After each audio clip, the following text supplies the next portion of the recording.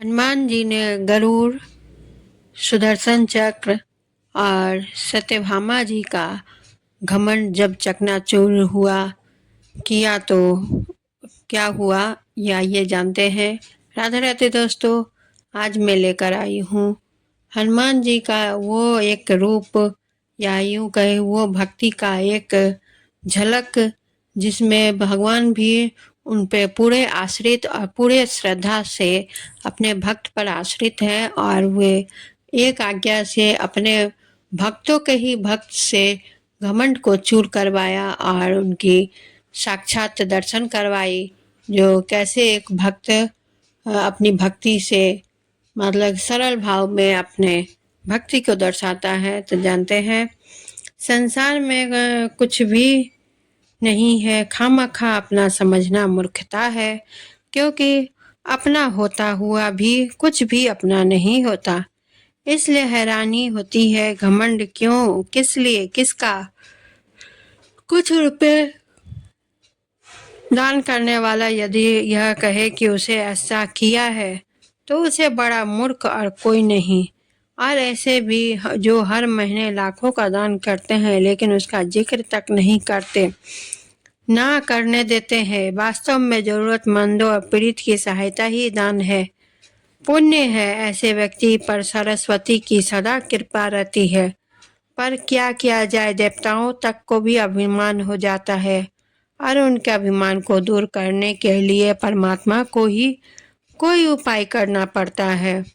गरुड़, सुदर्शन चक्र तथा सत्यभामा को भी अभिमान हो गया था और भगवान श्री कृष्ण ने उनके अभिमान को दूर करने के लिए श्री हनुमान जी की सहायता ली थी। श्री कृष्ण ने अपनी पत्नी सत्यभामा को स्वर्ग से परिजात ला कर दिया था और वह इसलिए अपने आप को श्री कृष्ण के अत्यंत प्रिय और अति सुंदर मानने लगी थी। सुदर्शन चक्र को यह अभिमान हो गया था कि उसने इंद्र के वज्र को निष्क्रिय कर दिया था। वह लोकालोक के अंधकार को दूर कर सकता है।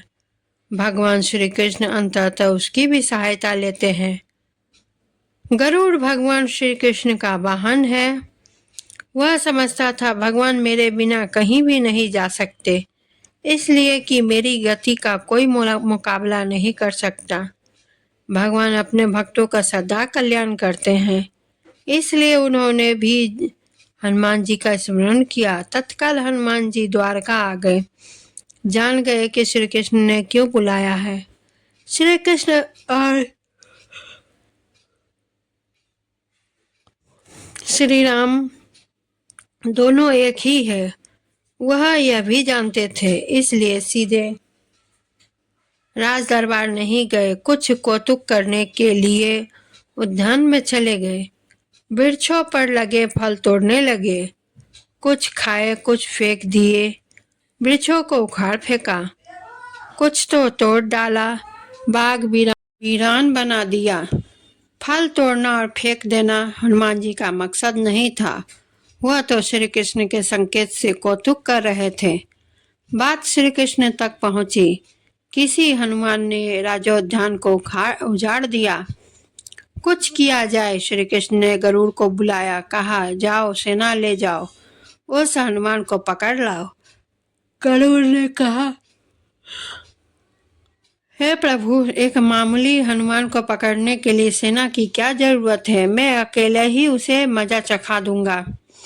श्री कृष्ण मन ही मन मुस्कुरा दिए, जैसा तुम चाहो, लेकिन उसे रोको। जाकर वेंते गए, हनुमान जी को ललकारा, बाग क्यों उजाड़ रहे हो, फल क्यों तोड़ रहे हो, चलो श्री कृष्ण बुला रहे हैं। हनुमान जी ने कहा मैं किसी कृष्ण को नहीं जानता, मैं तो श्री राम का सेवक हूँ, जाओ कह दो मैं नहीं आऊंगा। गरुड़ क्रोधित होकर बोला, तुम नहीं चलोगे तो मैं तुम्हें पकड़ कर ले जाऊंगा। हनुमान जी ने कोई उत्तर नहीं दिया। गरुड़ की अनदेखी कर वह फल तोड़ते रहे। गरुड़ को समझाया भी, हनुमान का काम फल तोड़ना और फेंकना है, मैं अपने स्वभाव के अनुसार ही कर रहा हूँ, मेरे काम में दखल ना दो, क्यों झगड़ा मोल ले रहे हो? मुझे आराम से फल खाने दो। गरुड़ नहीं माना। तब हनुमान जी ने अपनी पूंछ बढ़ाई और गरुड़ को दबोच लिया। उसका घमंड दूर करने के लिए कभी पूंछ को ढीला कर देते। गरुड़ कुछ सांस लेता और जब कसते तो गरुड़ के मानो प्राण ही निकल रहे हो। हनुमान जी ने सोचा, भगवान का वाहन है, प्रहार भी नहीं कर सकता, लेकिन इसे सबक तो सिखाना जरूरी है। पूंछ को एक झटका दिया और गरुड़ को दूर समुद्र में फेंक दिया। बड़ी मुश्किल से वह गरुड़ दरबार में पहुंच भगवान को बताया, वह कोई साधारण हनुमान नहीं है, मैं उसे पकड़ नहीं ला सकता। भगवान मुस्कुरा दिए। सोचा, गरुड़ का घमंड तो दूर हो गया, लेकिन इसके वेग के घमंड को चूर करना।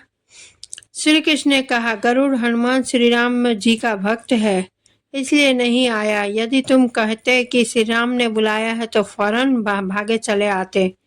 हनुमान अब मलय पर्वत पर चले गए।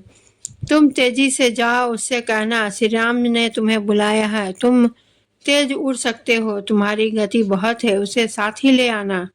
गरुड़ वेग से उड़े मलय पर्वत पर पहुंचे।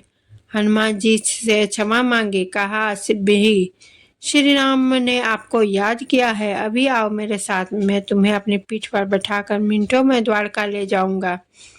तुम खुद चलोगे तो देर हो जाएगी, मेरी गति तुमसे तेज है, तुम मुकाबला नहीं कर सकते। हनुमान जी मुस्कुराए, भगवान की लीला समझ गए। कहा, तुम जाओ, मैं तुम्हारे पीछे ही आ रहा हूँ।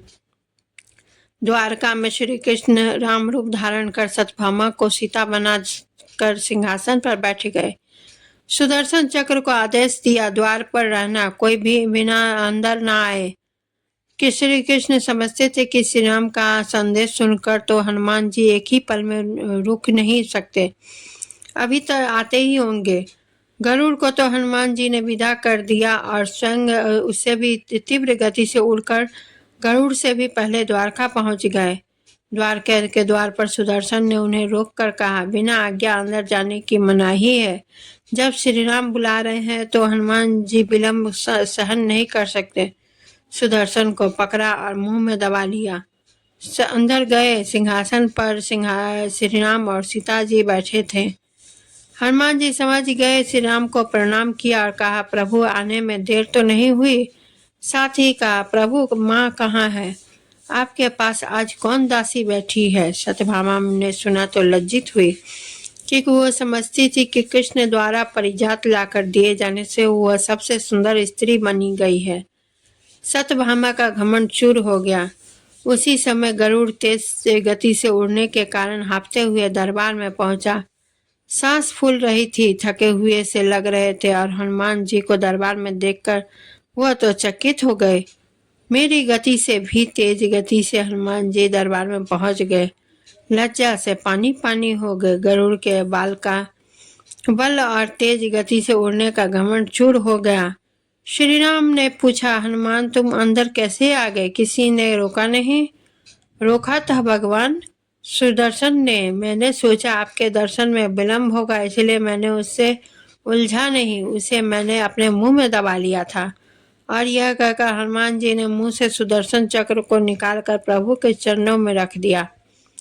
तीनों के घमंड चूर हो गए। श्री कृष्ण यही चाहते थे कि श्री कृष्ण ने हनुमान जी को गले लगाया, हृदय से हृदय की बात हुई और उन्हें विदा किया। परमात्मा अपने भक्तों में, अपने निकटस्थों में अभिमान रहने नहीं देते। श्री कृष्ण सत्यभामा, गरुड़ और सुदर्शन चक्र का घमंड दूर ना करते तो परमात्मा के निकट नहीं रह पा सकते थे, और परमात्मा निकट रह ही वह आ सकता है। जो मैं और मेरी से रहित है, श्री राम से जुड़े व्यक्ति में कभी अभिमान हो ही नहीं सकता। ना श्री राम में अभिमान था, ना उनके भक्त हनुमान में। ना श्री राम ने कहा कि मैंने किया और ना हनुमान जी ने ही कहा कि मैंने किया, इसलिए दोनों एक हो गए। ना अलग थे, ना अलग रहेंगे। तो बोलिए जय श्री राम, जय हनुमान जी की, जय श्री कृष्णा।